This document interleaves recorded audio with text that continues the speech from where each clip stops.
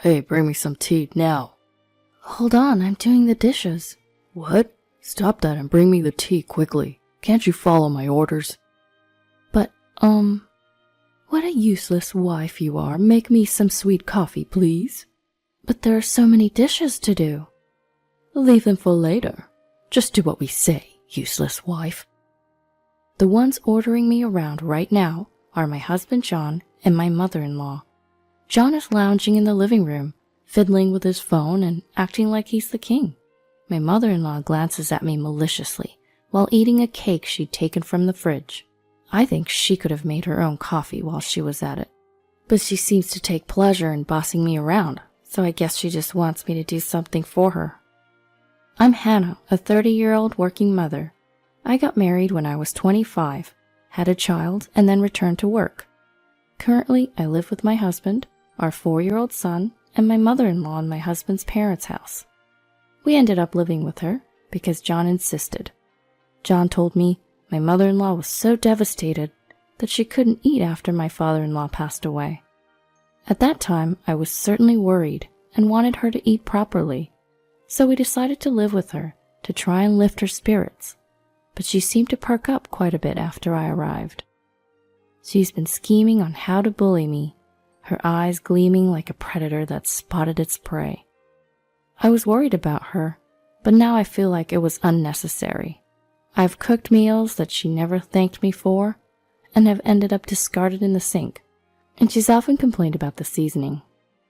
If she has so many complaints, I wish she would just cook for herself, but it seems she doesn't want to do any housework. The stir-fry is so half-hearted, I don't want to eat it. Cook it properly from scratch. Well, I'm busy and can only make simple things. That's why I hate back talk from a daughter-in-law. I said cook from scratch. If you have so many complaints, why don't you cook? You are a good cook, right? What are you saying? Why would I do housework when you're here? Are you out of your mind? No more than you. What's that tone? You're so irritating. When I retorted a little, my mother-in-law got angry and her face turned red. I thought that getting so angry would raise her blood pressure and be bad for her health, so I decided to ignore her. Then the attitude of my husband and mother-in-law started to change. They were so arrogant, but suddenly they stopped talking. Instead, they started to completely ignore me. Hey, haven't you put out your lunchbox yet? I need to wash it. Hey, I'm talking to you. Please don't leave the candy wrappers lying around. It'll attract bugs. Are you listening? They started to completely ignore me. I felt utterly drained, as if I was dealing with a creature that didn't understand a word I was saying. I wondered why I had to live with such a human being, but I couldn't bring myself to get a divorce. That's because I thought our young son still needed his father. And so, 5 years passed. Both my husband and I turned 35, and our son was now 9. My mother-in-law was 65. How long will I have to continue this kind of life? I feel like I'm invisible. It doesn't matter whether I exist or not. I feel really ridiculous. On my way home from work, I muttered to myself. The only person who spoke to me at home was my son. If even my son were to reject me, I might truly become an unnecessary person. I felt really sad, as if people thought I wasn't needed in this world. When I got home, I started cooking immediately. Everyone must be hungry, I thought, and decided to make some delicious Chinese food. I made mapo tofu, fried chicken, and a stir-fry with bell peppers and sliced pork. But it seemed John wanted to put mayonnaise on his fried chicken. The first time he opened his mouth to talk in a long time was to tell me to quickly grab it from the fridge. Bring me the mayo. Sure, here you are. I took the mayo out of the fridge and handed it to him. The first time he spoke to me in a long time was neither to say it was delicious nor to thank me, just an order. I was really fed up. Then my mother-in-law turned to me and said with a very malicious face, Clean the toilet. What? The toilet. Clean it right now. I'll do it later. Don't say such a thing while we're eating. It's nasty. What? Just like your heart. What? You really know how to annoy me, don't you? My mother-in-law screamed, left her dishes as they were, and went back to her room. I couldn't understand her nerve to tell me to clean the toilet during a meal. She probably just wanted to be mean to me. But wouldn't she think it's disgusting and not appropriate for mealtime? Well, if she were a reasonable person, she wouldn't say that in the first place. Because I snapped back a little, my mother-in-law got mad, so my husband told me to apologize. What the hell are you saying to my mom? Apologize. No. What? So you finally speak after 5 years and that's all you can say? Who do you think you are? I'm your husband, so don't talk back. Oh, my husband, huh? If I had been treated better, I would have thought of serving you as a wife should. But I've been ignored all along. Why did you ignore me? That's because you have an attitude. I thought I would punish you. I see. I don't care though. Hey, where do you think you're going? I don't feel like eating anymore. I'm going back to my room. I finished my meal and I quickly headed to my room. Since my relationship with John has cooled off, we have separate bedrooms, so I went into my room. I opened my laptop and downloaded divorce papers. It's so convenient these days how I don't need to go to the courthouse to get the papers. I immediately filled them out and I slapped them in front of John. Hey, I'm going to file these. Huh? What's this? As you can see, they're divorce papers. Wait, a divorce? Yes. John seemed flustered, but I was very calm. He probably thought he would never be served with divorce papers. But I'd reached my limit, and I knew I couldn't live in this in-law house any longer. Even if I left the in-law house, I'm not confident that I could improve my relationship with John. After all, he's not trying to change, so I don't have the confidence to meet him halfway. Why are you suddenly talking about divorce? You're not acting normal. You were always taking me for granted and ignoring me, right? I'm at my limit. I don't see any good in being with you anymore, so I want to end it. What? Are you going to abandon me? I don't know what to say to that. Actually, John was unemployed at that time. He used to work as a corporate employee, but he had caused so many issues that he was fired. He tried looking for a job several times since then, but he seemed to have lost his motivation to work. So, it's almost like I'm the one supporting him. John used to tell me he was the one providing for me and giving me food. This was while I was on maternity leave, but I was just on leave, not unemployed. Yet he acted so superior, talking down to me and making me angry. The money to buy baby clothes and formula came from my savings, and I honestly thought he didn't care about our child at all. John used to act so arrogant, but now he's unemployed and being supported by me, so he would be in trouble if I left. Because his mom, my mother-in-law, isn't receiving any pension. His dad used to be self-employed, but it seems like he'd been avoiding paying into his pension. As a result, they couldn't receive any survivor's pension, and even though he's 65 now, he hasn't received any old age pension. His dad said paying into a pension was a waste. But didn't he think it might cause trouble when he couldn't receive it in the future because he hadn't paid it? What are you planning to do leaving us like this? I will live with our son, just the two of us. It's easier that way. I won't allow it. Please give me custody. You're unemployed. There's no way you can support him. Since you stopped working, I've been the one supporting this house. But I want to be with Jacob. Just give me custody. Don't act so high and mighty when you never really cared about Jacob. While we were arguing, my mother-in-law came out of her bedroom. Then she started yelling at me. Listening to you, you're so selfish. Don't you want to contribute to this house? No, I don't. Don't talk back. You're just a daughter-in-law. If you're gone, how are we supposed to get by? Why don't you ask your boyfriend to lend you some money? What?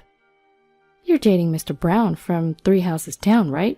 He's incredibly wealthy, lives in a mansion, even has housekeepers. How do you know that? I saw you and Mr. Brown the other day, hand in hand, enjoying a date. You two disappeared into the hustle and bustle of downtown. You even did something quite inappropriate. What?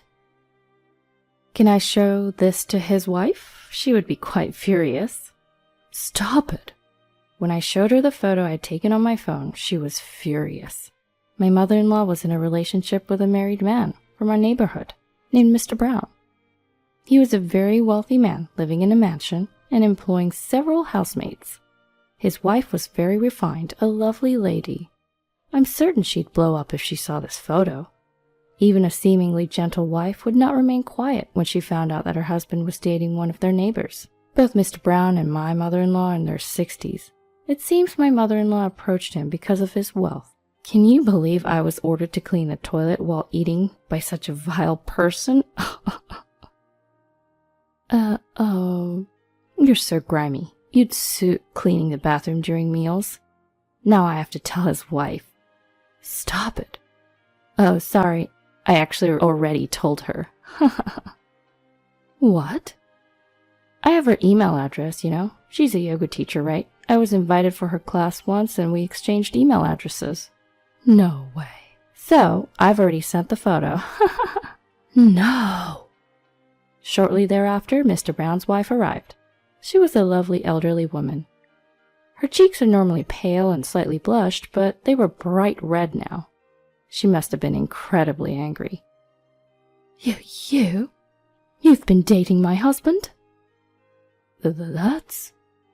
Hannah told me what a filthy woman you are. But I was lonely. I don't care about your circumstances. I'm just furious. Of course, I'll divorce my husband, but you're also to be blamed, so reflect on your actions. It's this daughter-in-law's fault if she hadn't told you. My mother-in-law was crying and sniffling, but Mr. Brown's wife didn't forgive her. I felt a bit sorry for my mother-in-law who was crying and collapsed at the entrance, but I knew I shouldn't sympathize here. If I became kind here, she would get cocky again and would certainly repeat the same mistake. Look at what you've done. Mom's in a terrible situation because of you. Hannah, apologize. I'm not the one in the wrong. I won't apologize. You insolent thing, apologize now. I refuse. As my husband and I were arguing, the wife intervened, and then she said this. Hannah, you're planning on leaving your husband, aren't you? Yes, because I've been treated horribly up to this point. In that case, you should do it thoroughly. This man, he's dating our young maid. What?